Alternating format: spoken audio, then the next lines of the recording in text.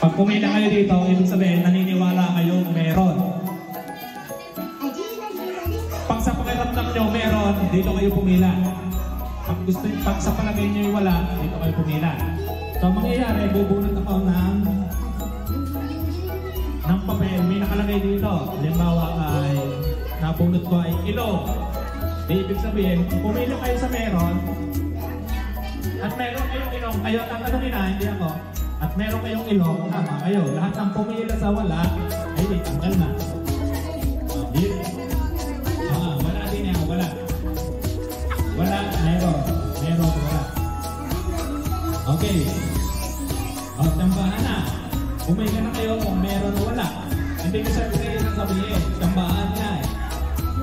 Ano, dyan na kaya? Ano ito? Wala ito? Ito meron? Okay. O, ikaw magumulot para...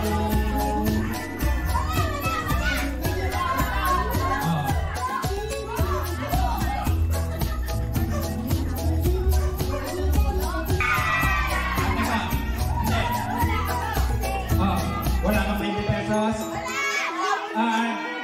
Diba? Walang 20? Wala kang 20? Wala. Ikaw meron? Meron kang 20? Pakita mo na kung wala kang 20. Meron. May 20 ka? Ayun, tanggal. Walang 20, tanggal. Wala. Tanggal lahat.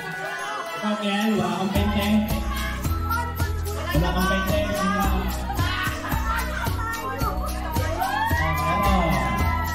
Sige, best na ito ka.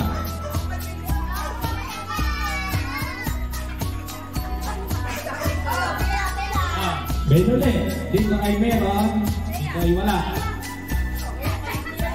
5, 4, 3, 2, wala. Bunot.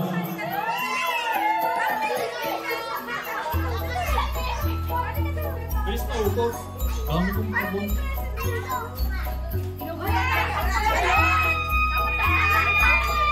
Buho.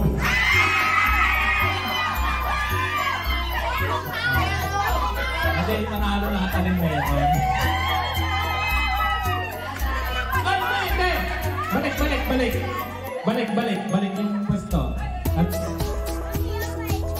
Ay, meron pala. May maaba pala to.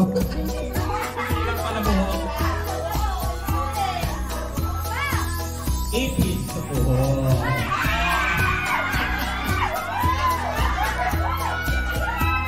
Hindi.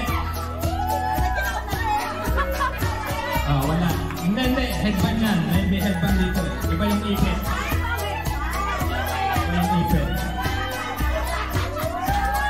Wala. Ito meron. Tanggap sana rin kung walang headband din. May headband kasi din eh.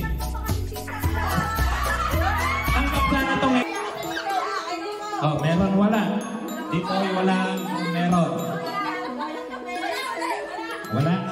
Hindi lang si Sana na makakagsampaan lang to eh. Gamit. Saglit.